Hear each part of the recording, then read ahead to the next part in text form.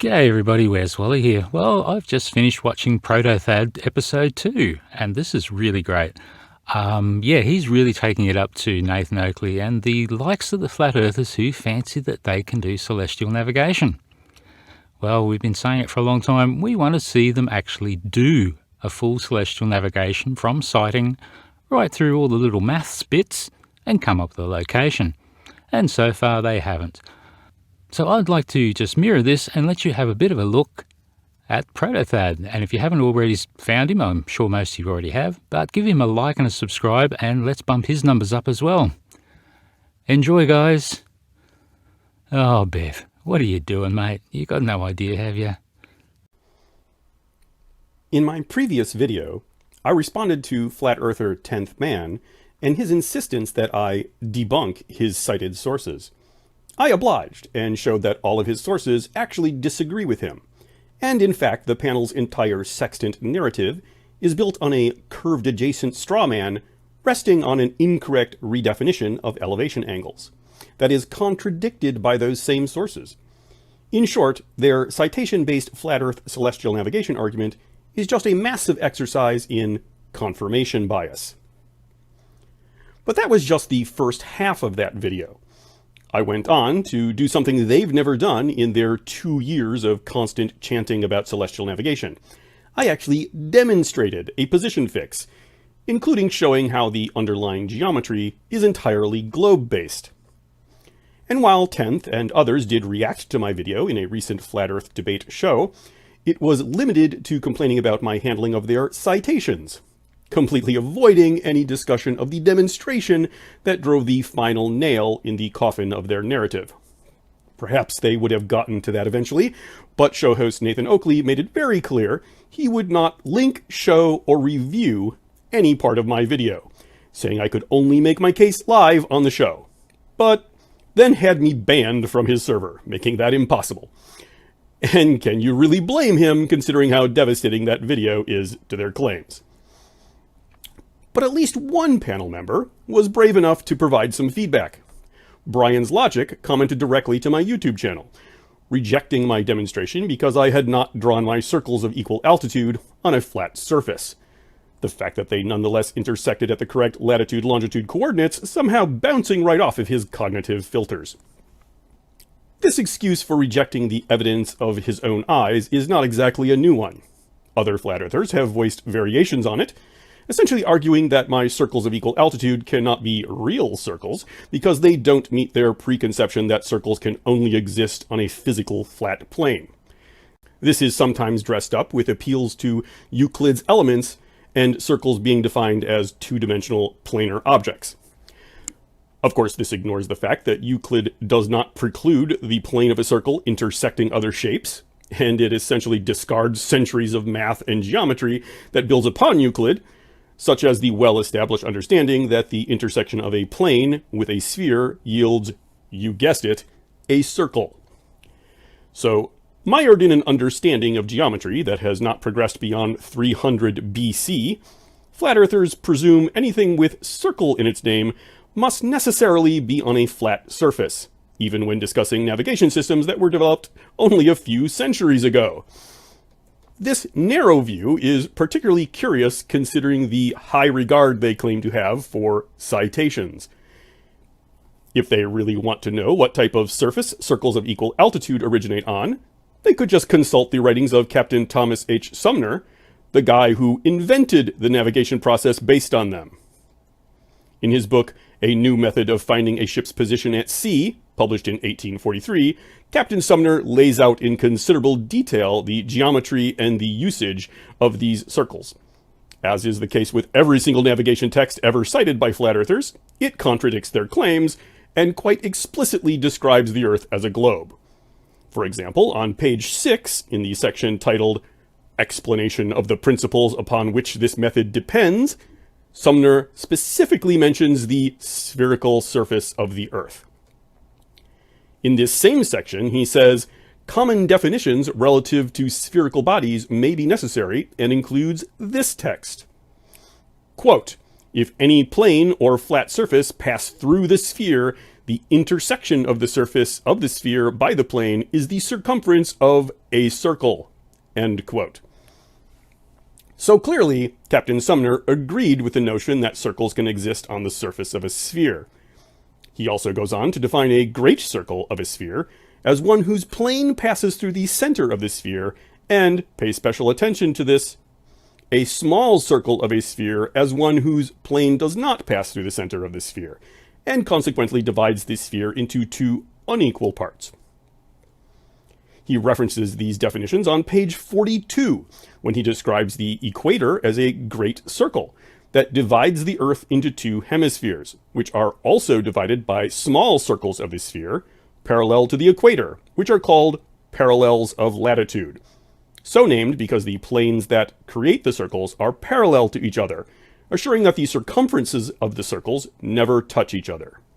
Calling the latitude circles parallels of latitude was a convention of the time, and the basis for Sumner initially using the name parallels of equal altitude for what we now call circles of equal altitude. He noted that just as latitude lines encircle the ground position of the celestial pole at ever-increasing distances, with every position on a given latitude providing the same sextant altitude angle for the northern pole star, you could create similar circles around the ground positions of other celestial bodies, with the distance from that GP following the same 60 nautical mile per degree rule. The major difference being that these circles were cocked at an angle to the latitude circles.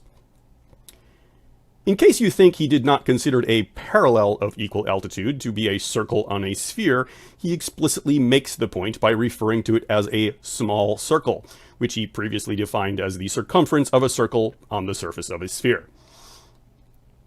And since I know that Brian's logic will be screaming how these circles must be flat because you can't have a curved radius, I must note that nowhere in his book does Captain Sumner describe the distance from the ground position to the circumference as a flat radius. Quite the opposite. He explicitly says it is a curving arc length, just as I've always said. Specifically, on page 43, he says, quote, "Each parallel of equal altitude, it will be observed, is described round the pole of illumination as a center at a distance measured on the arc of a great circle, passing through this pole, which is equal to the complement of the sun's altitude." End quote. Now, the pole of illumination, in modern terms, is what we call a ground position, or GP, the point at which the luminary, in this case the sun, is directly overhead. And the complement of an altitude angle is called the co-altitude angle. So the contemporary way of saying this would be, each circle of equal altitude, it will be observed, is described round the ground position as a center at a distance measured on the arc of a great circle passing through the GP, which is equal to the sun's co-altitude. Notice that the glaring thing that needed no translation here was the term arc of a great circle, used to describe the distance from the center. So, Brian, when you insist the distance from the GP to the circumference must be a flat radius line, you are contradicting how the inventor of the process says it works. When I used the equator, which is a great circle, to measure out an arc matching the complement of the altitude angle, also known as the co-altitude, I was doing things exactly as Captain Sumner described it in that quoted passage. So I guess that means we have to shrink this list down and make room for another entry. Now, the fact that yet another source contradicts their claims is hardly surprising, considering their entire sextant narrative is built from confirmation bias on steroids, and not from any knowledge or experience that comes with actually doing celestial navigation. If you've watched my previous video, you saw how I took actual sextant angles, translated them into arc lengths representing the distance to the corresponding ground position, and then drew the circles of equal altitude, showing how they intersect at the correct coordinates. And lest you think this was a one-time fluke, I've also tested this using actual sextant angles provided by a friend who is a commercial ship captain. And sure enough, these circles intersect in the Red Sea right where they should. By the way, be sure to check out Tiny Captain's YouTube page, this is the person who provided those angles, for some excellent information on celestial navigation. When using the technique with MC Toon's $100 sextant challenge, my globe technique again hit the mark within a half degree, reproducing the same cocked hat as my manual plot. Oh, and congratulations fellow Celestial Navigation enthusiast Bacon on winning that challenge, and also on the amazing Celestial Navigation software you created. Finally, I also tested the globe using sextant sights from accomplished sailor and navigator David Birch, as documented in his book, Hawaii by Sextant. These sights were actually used in a challenge on MC Toon's channel, link provided in this video's description. And again, drawing the circles on a globe nailed the correct coordinates to within a half degree, both for latitude and longitude. Just for fun, I also tested it on a flat map, specifically a Gleason azimuthal equidistant projection, the map that, at least for a while, was considered by many flat earthers to be the flat Earth map. And it was off by about 450 nautical miles. Any flat world map will give similar bad results, because all flat maps distort and cannot provide a consistent, accurate distance scale. In order to get accurate results on flat paper, you have to use the spherical trigonometry of sight reduction to zoom into a small portion of the globe to reduce the effects of curvature, converting those curved lines to flat tangents. And yes, I do promise to cover sight reduction in an upcoming video. But for now, let's just review what we've learned in this video. Nobody on the Flat Earth debate panel has ever done any celestial navigation, despite 2 years of talking about it. Faced with an actual demonstration of the process, they mostly ran from it, instead falling back on their already debunked citation-based argument. The only response any of them could muster was Brian's logic, complaining that my circles of equal altitude were not drawn on a flat surface, even though Captain Sumner, the guy who pioneered their use, clearly described his circles as being on the surface of a globe-shaped Earth. So once again, the authoritative sources disagree with you, causing your citation-based narrative to completely collapse. My demonstration of celestial navigation finishes the job, rolling the corpse of your argument into its coffin and pounding in the final nails. And while you will no doubt refuse to recognize that painful fact... No, that's not dead, it's resting. Resting? Yeah, resting. Everyone else can clearly see that your flat Earth sextant argument is really and truly dead. It's stone dead.